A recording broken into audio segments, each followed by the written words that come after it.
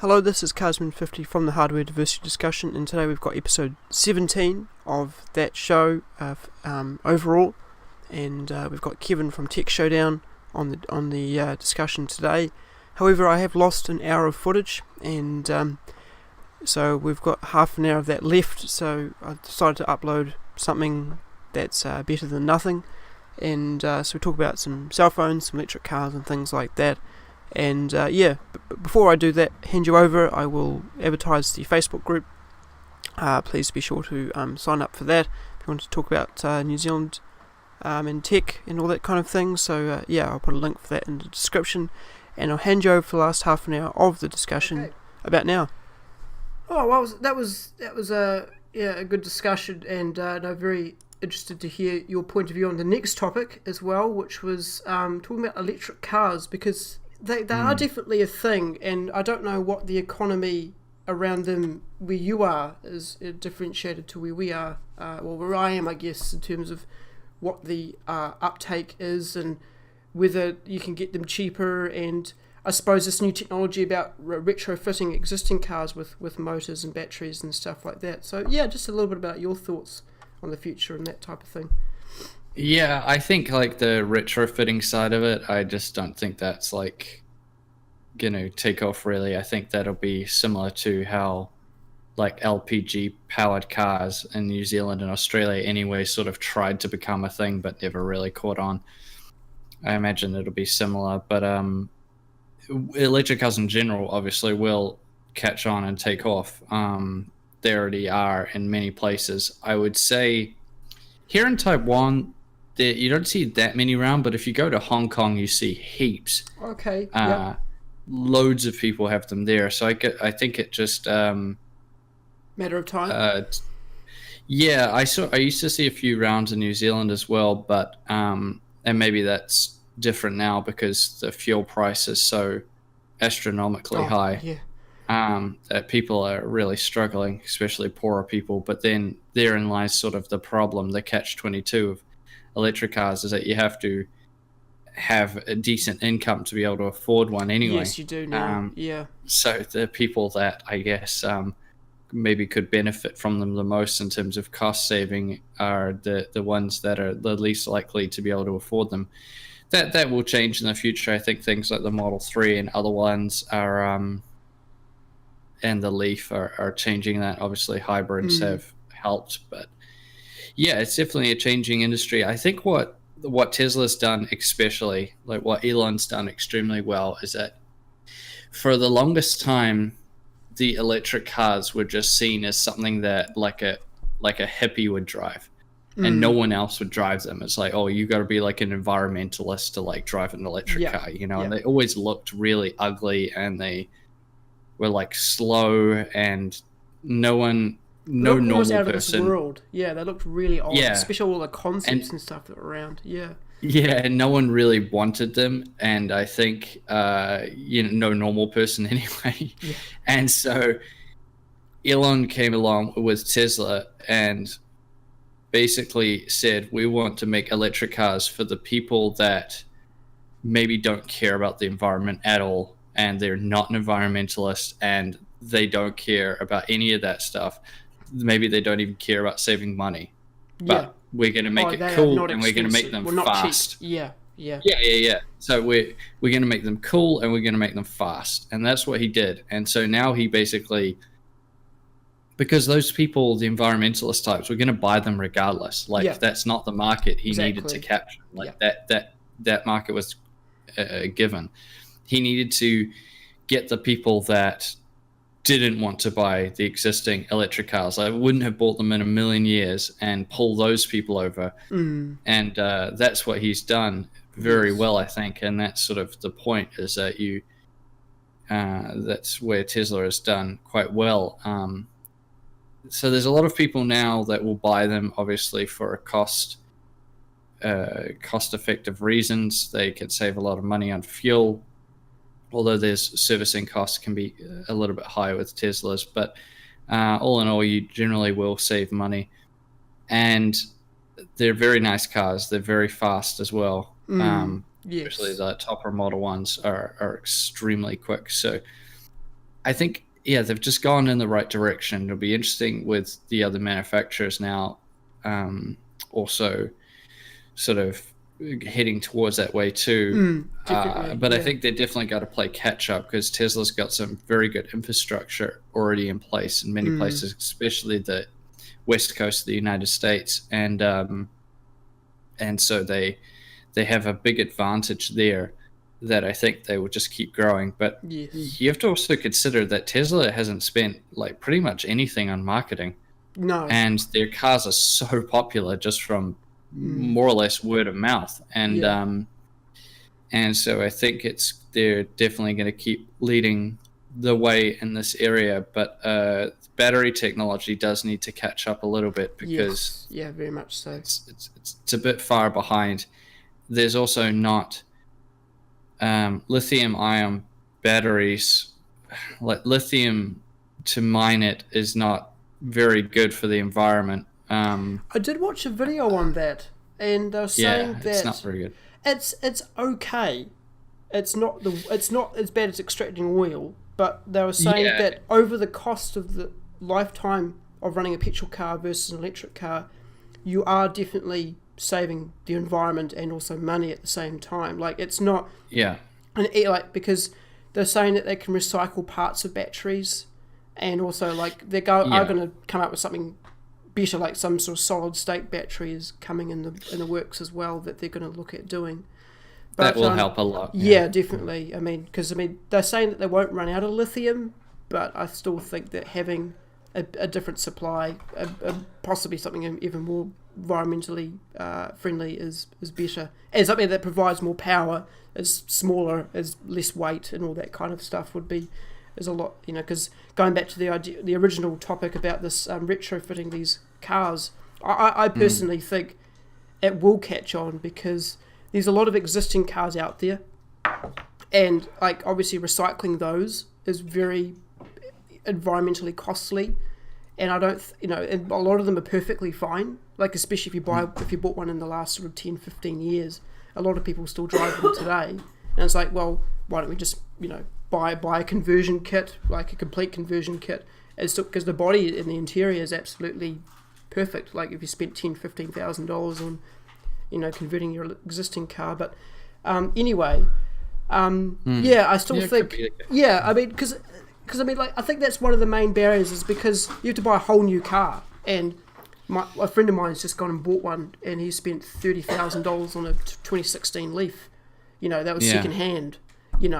And although that's reasonable for people to go and buy a new car, if you bought like a European hatchback or whatever like that, it's pretty comparable in value. But it's still like, a lot of people spend sort of $5,000 to $10,000 on a car if you're looking for second-hand stuff, and it's just like that barrier into actually doing that is, the thing is also, if you are going to buy one that cheap, brand new, like eventually there will be that sort of price. What are you going to give up? Like there'll be like those wee Korean hatchbacks or Chinese hatchbacks as off-brand cars or whatever, that they've got now that are just falling to bits. So it's just. It's an interesting market, and I think, yes, there's definitely a lot of room for improvement, and certainly Tesla's certainly made it more mainstream. I think that's what you're trying to come across with, is that it's... Yeah, they've made it normal for everyone. Exactly. I think you will find that they will come... you see like most mid-size sedans or full-size sedans in New Zealand would cost maybe about $50,000 to $60,000 brand new. Yeah. Your Camrys and all of that, and so, but you can pick up those maybe 10 years later for around that $10,000 mark, for example, maybe even less. And I think that will probably be the case of, it's just because they're so new right now. The Model 3 is also quite new, but give, a 10-year-old Model 3 will probably be about, maybe like 10,000 New Zealand dollars. And so by then, hopefully the battery technology would have been to the point where you can replace it yourself with the whatever is going to exist at that point. And your one, that would be better. And it'll be compatible as well, I suppose, is the next thing. That's why I don't see like the conversion taking off, because as people would be converting them, the electric cars would be getting older and cheaper at the same time. So it would kind of offset that. Like people would be like, well, I could convert my normal car, but I I could just buy the secondhand Model 3 for like $15,000 and, get that instead. And then have like something that I could easily replace batteries on or whatever like that. It's got this huge company behind it rather than just someone doing a conversion, unless it was the actual manufacturers doing it. But that's part of it. But the people that say petrol cars will disappear is sort of ridiculous, because the car replaced the horse and carriage, but it's not like horses like don't exist now. It's just they got moved from something that was used for work and for recreation to something that's almost entirely used for recreation. And that'll be the same with petrol cars, is that the electric car will replace it as the normal car that you use. And so no one would have a petrol car, this is saying like 20, 30 years, no one would have a petrol car as their main form of transport, unless it was maybe they were like, had a Ferrari or something like that. They will use electric cars for that, and the petrol car will become their recreational vehicle, fun vehicle. So they're never going to go away. The same way, of course, horses never went away. People still ride horses, and they use them for fun and riding with friends and stuff like that. And so that will be the same thing. And I think that will also be the case with motorsport too, is that, that it will stay with petrol or, that, because electric car racing is just terrible to watch. Like, let's be real, like Formula E and that is just like so... I mean, initially at the start, I think it was, it was actually probably quite fun because they didn't have full-time drivers, and they were like sort of reasonably new talent at the time. But now, because of, Formula E is everyone's full-time, they've got big brands sponsoring it, and it's turned into Formula One. And obviously it doesn't have... ultra boring version of because you can't hear a motor. yeah. So it's really bad. So I think there's that part of it as well, and so I think it will. I mean, that's not to say there won't be any electric, motorsport, correct. But there will be. There will be, but it's, I think, primarily the main ones will stay like that. Most likely, what they'd end up doing is just hybrid, like petrol electric motorsports. So you still have you'd have the power from electric motors, but you'd also have the noise and the fun factor of the petrol engine. So that's the way I see it happening. Outfit these electric cars with like really kick-ass sound systems and have the noise, the engine noise come out of the car. Yeah, it would just feel so unauthentic, though. I think, and like a lot of people wouldn't like it, but that's the way I see it heading. And considering that the Model 3, in many countries, regular people, middle-class people could afford one, especially since in many places like Hong Kong, the financing is unbelievably cheap from Tesla.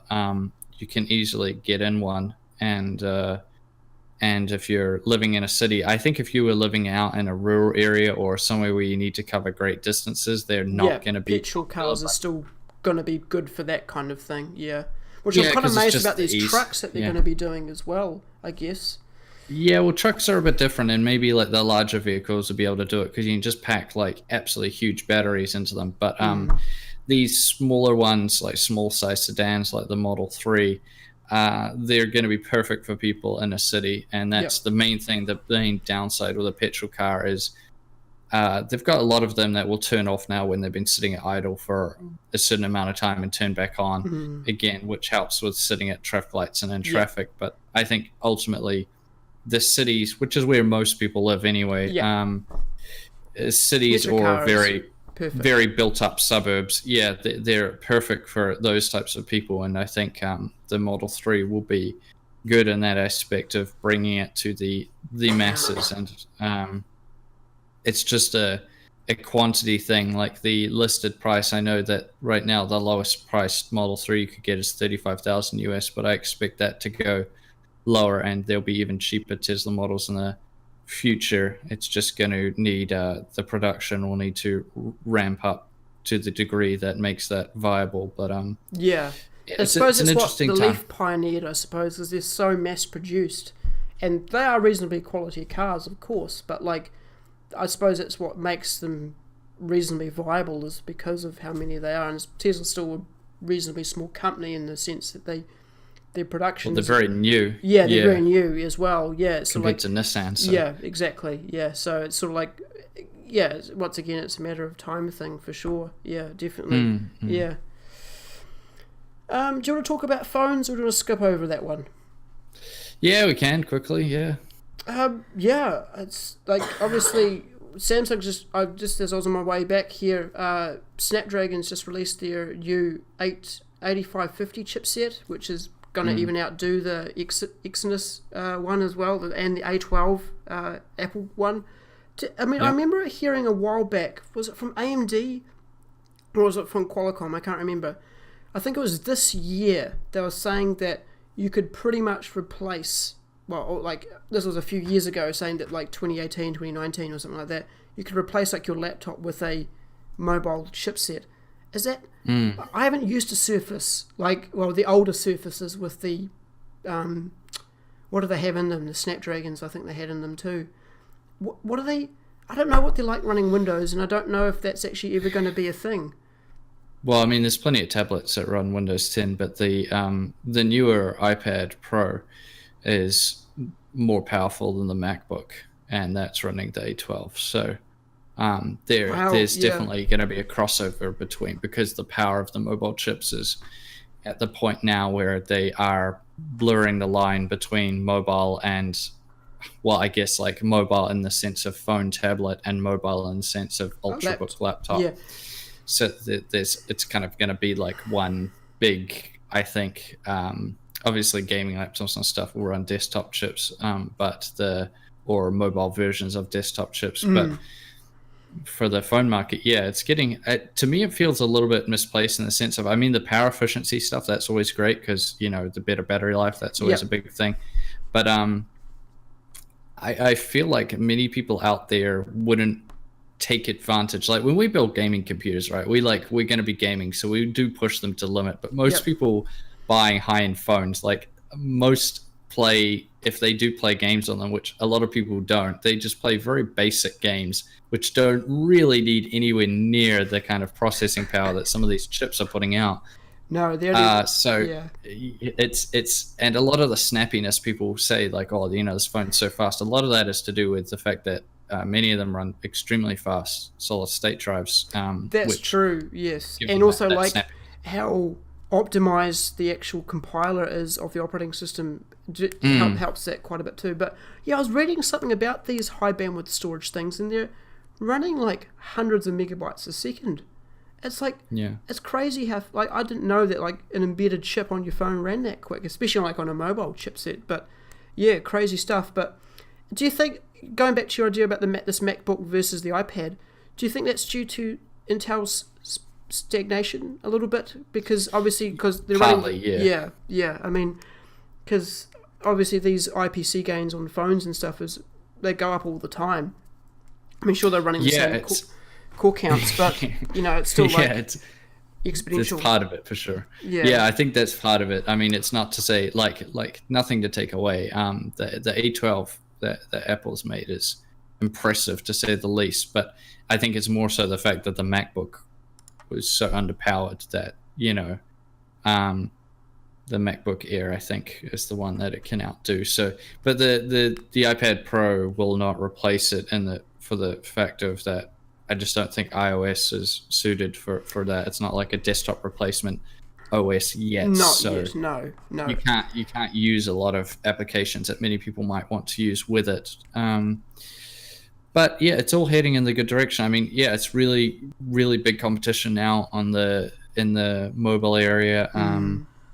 As I said, I think the competition's always going to be good, but I don't think many people will actually utilize a lot of the performance gains, unlike gaming PC enthusiasts who definitely will. Of course, the power efficiency gains, that's going to apply to everyone, so that's always a good thing.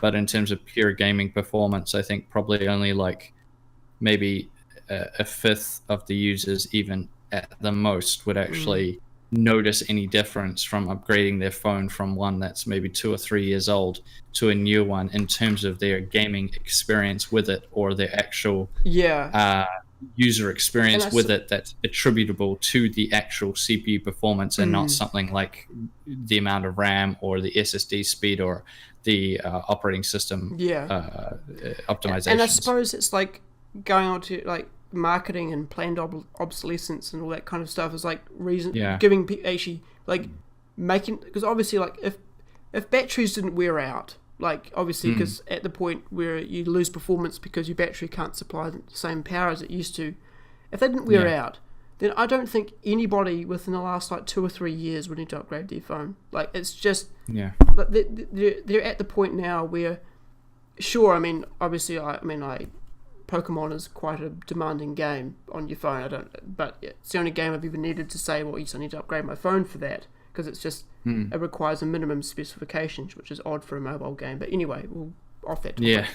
And but yeah, in terms of like a lot of things use your power saving cores, and like obviously the A12 has got 4 power saving cores. It's got 2 medium cores, and obviously it's got the 2 very high performance ones, which is a bit of an odd situation in that sense, because it's not normally how they run them. Or then there's the MediaTek chipsets, which run like 10 cores simultaneously, which is completely bonkers. But yeah, no, it's definitely at the point where like obviously cameras are improving, RAM's improving, and batteries are improving. But in terms of like the core of the phone, like if you've got a high end one, then it should last you a long time. Yeah, definitely. And I think the phone market now has become, especially over the last 3 months, but this year in general, but the last 3 months especially, there's been a lot of good phones come out. Yes, definitely. And it's this is something that's been on my mind as someone who's looking to buy a new phone. It's almost like there's too much choice now. Yeah, exactly. Like especially really like the think mid about which range, one. so like this sort of the $500 to $700 New Zealand range is definitely like, they all look the same. They've all got fairly similar specs. They've got fairly similar cameras. It's like, it's just a matter of what sort of skin of Android you prefer, pretty much. Like if you're into that sort of thing. Like I mean, at the high end, it's like I didn't spend $1,000 on the phone. I've got the Pocket phone, and I'm loving it to bits because it's just like price to performance. But yeah, I like. Sony's good, but it's just, I don't know, it's just all, the high end is just, obviously the iPhones and things are completely out of most people's picture at $2,000. It's just, I mean, I don't know why people have done that, to be honest. I don't know what, I mean, people will pay it, that's the thing. Well, it's the same thing for me though. Like I'd rather just, I don't change phone that often. It's not like my PC tech where I'm always on the latest generation. So I just buy flagship. So I'm looking to spend like 1,000 New Zealand plus on my next phone, but just because I'll run it for like 3 years. Yeah, exactly. So I'd rather just buy the absolute pinnacle I can get right now and then run it for like 3 years and then upgrade, which is what a lot of people do with PC tech as well. You just buy the best you can get at the time. And so instead of buying like a 500 New Zealand dollar phone and then upgrading it every year, I'd just rather buy like a 10S Max or something like that, or a Note 9, something, super expensive, super high-end flagship phone. That's what I'm looking for, and that's what I want to upgrade to, because I don't particularly like changing phone that often. I just would rather one. But it always depends on your priorities as well. Like for me, it's like camera and battery and screen are like my main 3. Aside from that, I don't usually mind. So it's just like, does it have a good screen? Yep. Does it have good battery life? Yep. And does it have a good camera? Yep. And then it's like, okay, I just look at which phone ticks those boxes the best, and that's probably what I'll end up buying. So it's and it's got to look good as well. I mean, I was super psyched, and I was like, I'm gonna get the Pixel 3 XL. Like I thought that was gonna be my new phone, and then I saw like the look on it and the notch at the top, and I was like, you're an anti-notch guy? No, well, I'm not anti-notch. It's just that notch, like the Pixel 3 XL, just looks hideous, and I just could not get over the look. So I was like, I have nothing against the notches, but if it's done in a tidy way. But the Pixel 3 XL, I just thought was just looked like a disaster. So I just thought, I'm not that interested. Some of the other ones I've tried out. I went to an electronics area here, and I tried out the ROG phone. Yep. quite cool looking, and it's actually pretty good to use. I like the display. I tried the Razer phone. All of those ones, they're not really completely my cup of tea, but I can see that the companies are. It's cool. Like they're not so much a gimmick anymore as they once were. Definitely not. The red hydrogen phone is an absolute gimmick. Yeah, it's a joke. It's sad actually, because I was gonna I think I had it as a topic for like a previous show that I wanted to do, and it's just like I was so hyped. It was gonna be like, yes, finally, it was overhyped. Finally, a phone you can say, yes, I can take photos on, and it can be reasonably professional without being sued like Huawei did a while back. But no, it's none of that, and it's I think it's just immature. I think is the issue. The camera is actually not good. The screen is rubbish, and it just runs the same hardware as 99% of other phones do out there. So it's like, in terms of like the features that were meant to define that particular brand and that particular device, it just wasn't there for anybody. And the price is just ridiculous. It's just for what you get is just terrible. And it's so bad.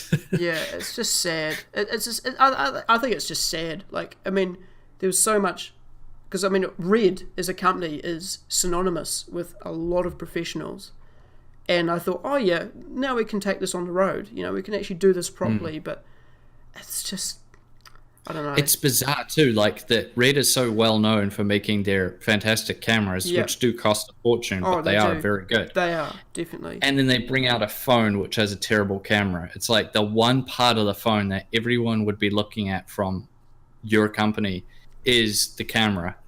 And they've just done a pretty bad job of it. I mean, you can the Sony Xperia phones have a few faults with them, but generally the cameras have been good, definitely. Yes. Yeah. So they may not be the very best now. I think a lot of the 10s and the Pixel 3 very good cameras. The Note 9's got a good camera too. Like, they're all very good, but Sony definitely didn't put bad cameras in the Xperia. No, they may not be the very best, but they're definitely up there. And then the Red phone comes out, and the main criticism people have is like, one of the main criticisms is the camera was terrible. What?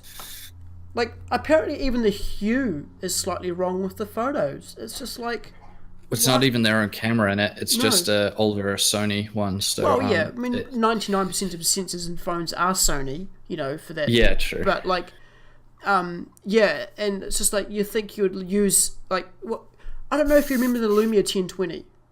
Yeah, I remember. I had one. With a massive camera on the back. It had a physical hump on the back. I loved it. 40 megapixels of absolute glory. And the raw photos on it were absolutely brilliant. And it took them years for people to catch up to that. And yes, now the Huawei P20 Pro has a 40 megapixel camera, I think. But it obviously I don't think it's that high. It's just got multiple, because you got triple. No, I think one of the main sensors is 40. Yeah, the other one's like a 12. Oh, okay. Yeah, I know, it's kind of strange, but but it doesn't have the image processing that the Lumia had. But if they, I mean, I don't know why Nokia hadn't remade it. They were going to, but it just fell behind with Windows, and obviously Nokia doing not too bad for themselves now. But it's just. It could have been, but, and especially Red could have, I would have thought they would have worked with the company to help produce some godsend, but unfortunately it just wasn't to be. Yeah, I think it would have been an area that there's definitely not single issue buyers, but like if it had just had a really, really good camera, like within the top 3, then even though it had all the other faults with it and shortcomings, I think there would have been some people that like would the ROG have phone. Overlooked it and said, well, it's got that high price, but it takes extraordinary pictures. And even though these other issues, maybe the screen's not that good, maybe other issues they had with it, they would have been able to overlook it. But the fact that and so they probably would have sold it then. I don't think they've got to sell it now is the issue. Yeah, it's just a disaster. So I would say if you're like me, someone in the phone market right now, you definitely have to go out and try them, because just reading reviews and reading specs online doesn't do them justice. You have to we're all different, and you have to go and try them out in person, which I've done, and that's really changed my view. I mean, I was very interested in the Note 9, and then I tried one out, and it just felt too Oh.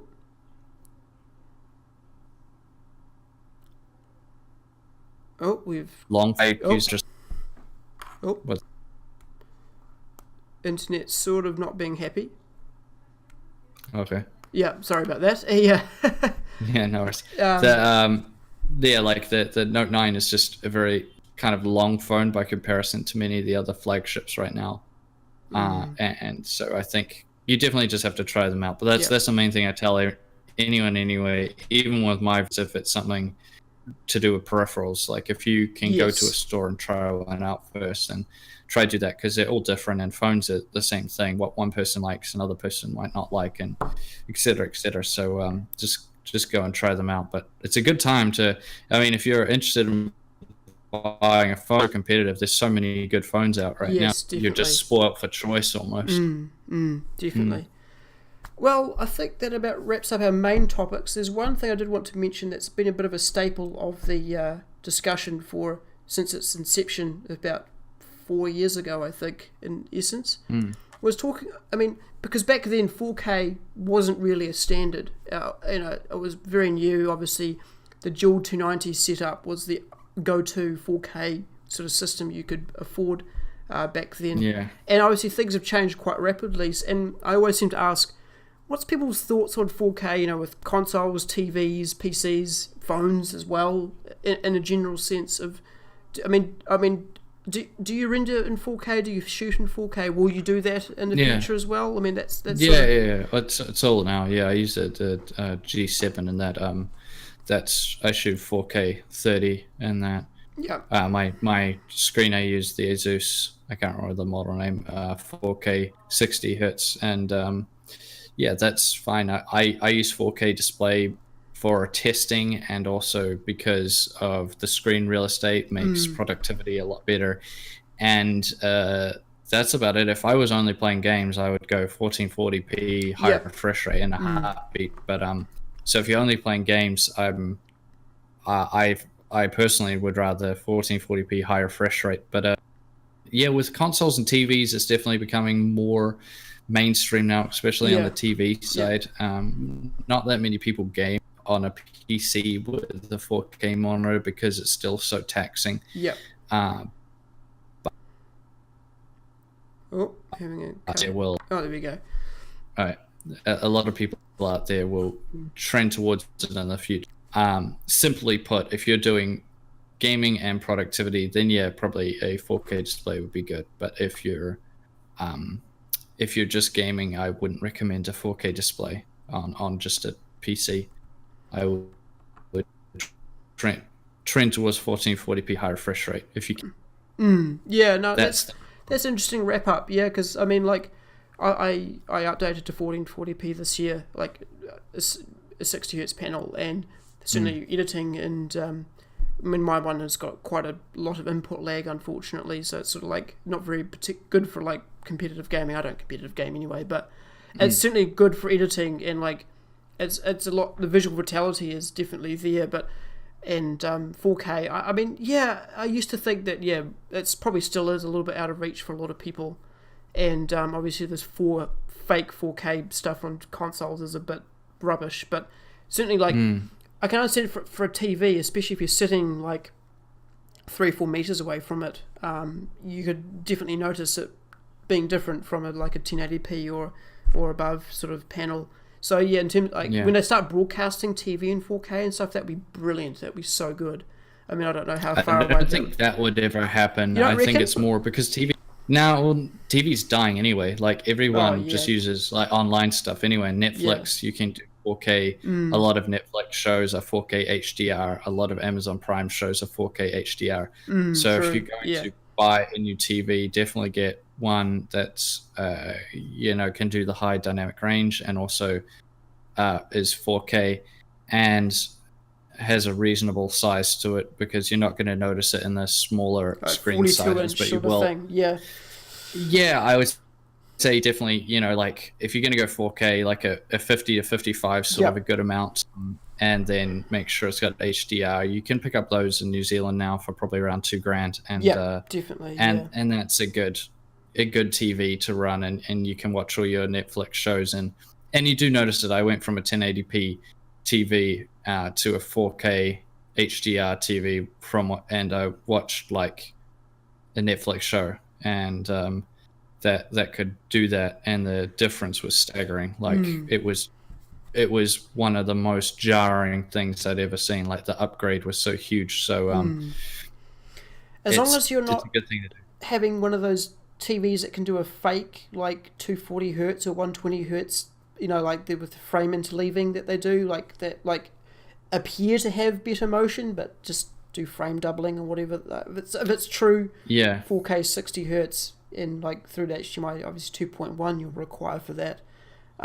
Just do your research first. Like whenever you're spending like $2,000 on something, like just look up the models first, go to your store, have a look around, see which ones sort of fit your needs, and then go home, do your research first, find out which one's good, which brand's good. I've personally stuck with Sony TVs. I've had very good experiences with them, and that's what I would personally recommend from personal experience. But as always, do your own research and go home, read up about it, because you're spending that amount of money. It's something you're probably going to own for a long time as well. So make sure it's not going to break, and then I would 100% invest in one. It's definitely a nice thing for your sort of lounging around like Netflix or whatever watching experiences. Having a really good TV is a nice thing.